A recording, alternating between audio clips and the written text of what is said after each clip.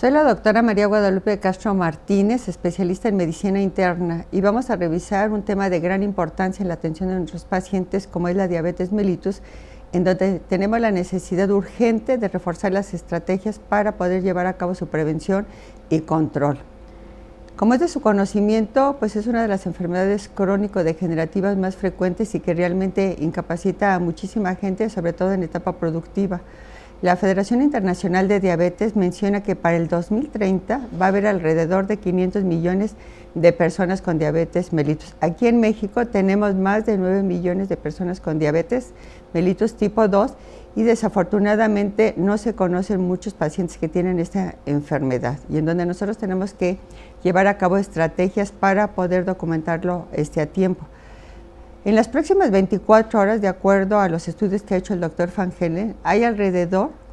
de 650 nuevos pacientes diabéticos que se van a diagnosticar por día,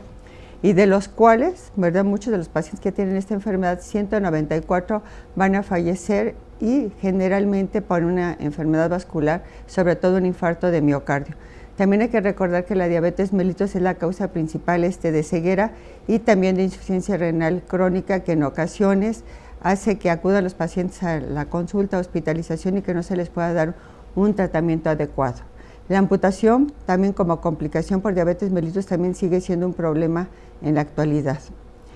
Aquí nosotros observamos cuál es la prevalencia de la diabetes de acuerdo a la encuesta de ENSANUD 2012, y se puede observar cómo tenemos estados de la República donde tienen una mayor prevalencia, como es el estado de Durango, Tamaulipas, Nuevo León, Veracruz, el Estado de México y Colima, en donde la prevalencia, de acuerdo a ENSANUD, llega a ser hasta de 12.3%. Aquí les voy a comentar acerca de vamos a comparar dos de las encuestas, la que se llevó a cabo en el 2006 y en el 2012, en donde vemos nosotros que la prevalencia en el 2006 era de 14.41,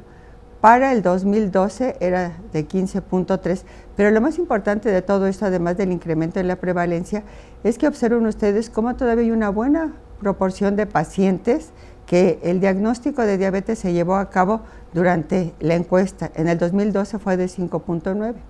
En esta misma transparencia podemos observar qué es lo que está sucediendo a nivel urbano, a nivel rural, y también cuál es la distribución en cuanto a género, tanto masculino como femenino. En cuanto a los grupos de edad, aquí podemos observar cómo la mayor prevalencia desafortunadamente es en gente activa, que se va entre los 40 y los 69 años de edad, siendo el pico principal alrededor entre los 50 y los 70 años. Y quiero llamar aquí su atención en los grupos muy jóvenes, en los que tienen edad entre 20 y 29 años. Como vean ustedes, si consideramos la ENSA 2000, la prevalencia en este grupo de edad era de 0.4 y prácticamente se ha triplicado para el ENSANUD 2012. Esto quiere decir que si en estas etapas se hace el diagnóstico de diabetes y no se hace un control adecuado, pues en 10 o 15 años son pacientes que van a tener alguna complicación que va a afectar tanto la calidad como la expectativa de vida. Y el otro punto muy importante, como ustedes también han observado en sus pacientes que acuden a la consulta externa, es que no todos nuestros pacientes están controlados. Hay un 75%, de acuerdo también en ENSANUD 2012, que están descontrolados, y esto es a través de una hemoglobina glucosilada por arriba de 7%, y casi el 50% llegan a tener hemoglobinas glucosiladas por arriba de 9%. El otro punto que hay que mencionar es que, recuerden, la diabetes no nada más es un problema de elevación de las concentraciones de glucosa en sangre, sino que realmente es una enfermedad crónica progresiva que prácticamente va a afectar toda la economía, de manera tal de que en el manejo integral de la paciente tenemos que considerar, además de la glucosa, cómo se encuentra el perfil de lípidos y la presión arterial, puesto que muchas de estas entidades coinciden en lo que es el síndrome metabólico, que muchos de nuestros pacientes lo tienen. Y vean ustedes aquí en los estudios que ha reportado NANES cómo se ha venido modificando, pero no mucho, porque realmente el control de los tres factores durante el reporte del 2010, estos tres factores, hemoglobina glucosilada menor de 7, presión arterial menor de 130/80 y un colesterol LDL menor de 100, solamente estaba en menos del 20% de los pacientes controlados. Y aquí en México pues sucede pues prácticamente lo mismo. En la encuesta que se hizo también en Ensanud 2012, en donde se vieron los diferentes problemas que tienen los pacientes a través de una encuesta, se observa algo que ya conocemos, más, ¿verdad?, del 50% de los pacientes diabéticos tienen el antecedente familiar de diabetes. Y además casi el 50% también de la población encuestada cursaba con hipertensión arterial. Y pueden ustedes observar cómo, les mencionaba yo, la causa principal de muerte en los pacientes diabéticos tipo 2, pues son los problemas de corazón. Aquí la insuficiencia cardíaca es mucho mayor que en la población no diabética, al igual que el infarto agudo de miocardio. Y en cuanto a otras complicaciones crónicas, algo que a veces nosotros no detectamos en la consulta es la presencia de neuropatía periférica, y vean ustedes que es la más alta de todas las complicaciones en esta población encuestada.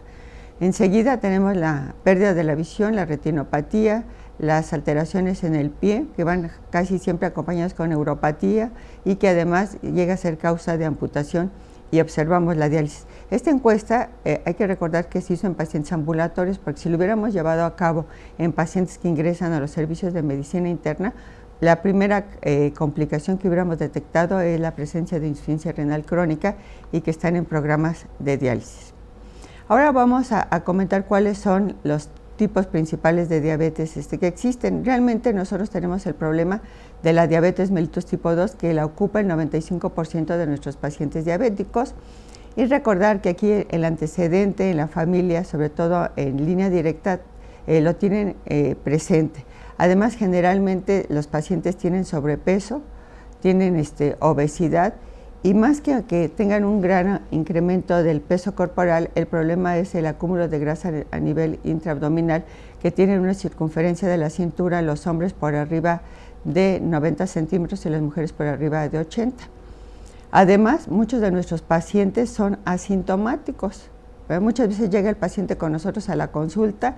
vemos que tiene una glucosa de 105, pedimos una hemoglobina glucosilada y tiene alrededor del 11%. ¿Esto qué quiere decir? Que el paciente ya tiene mucho tiempo con elevación de las concentraciones de glucosa, pero que no son tan altas para poder hacer el diagnóstico. Ese es el problema que tenemos, y entonces una buena parte de los pacientes no los diagnosticamos de manera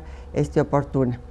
El problema principal en los pacientes diabéticos tipo 2, como veremos, es generalmente la disfunción de la célula beta del páncreas y la resistencia a la insulina. Y la otra característica en relación con la diabetes mellitus tipo 1 es que en principio no van a requerir de insulina, salvo en algunas situaciones de estrés o de mucho tiempo de evolución. La diabetes mellitus tipo 1 ocupa una proporción muy baja de nuestros pacientes, menos del 5%, y la característica principal, más que la edad de presentación, que generalmente es en gente joven, es que siempre van a requerir de insulina para poder sobrevivir. Y el otro tipo de diabetes que también tenemos que hacer énfasis es en la diabetes gestacional, que es la elevación de la glucosa que se presenta durante el embarazo.